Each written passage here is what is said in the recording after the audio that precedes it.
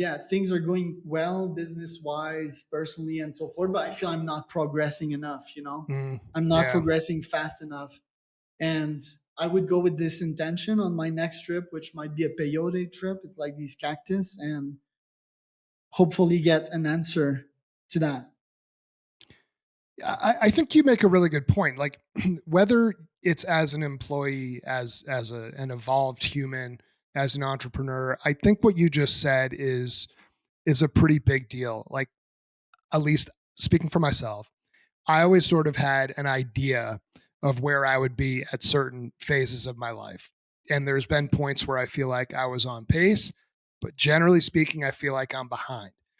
And that leads to a very difficult spot where you start to derealize yourself and fundamentally challenge, like, what have I done wrong to put me in this situation? You start to spiral a little bit. And I think that that's extremely dangerous. So it sounds like what you've done is you've leveraged these quests, these retreats, these trips to get rid of that blocker and take a step back and just appreciate in some ways where you are and try to build these new pathways toward the next step, right? Because it's never going to go as planned. Very few people's lives do.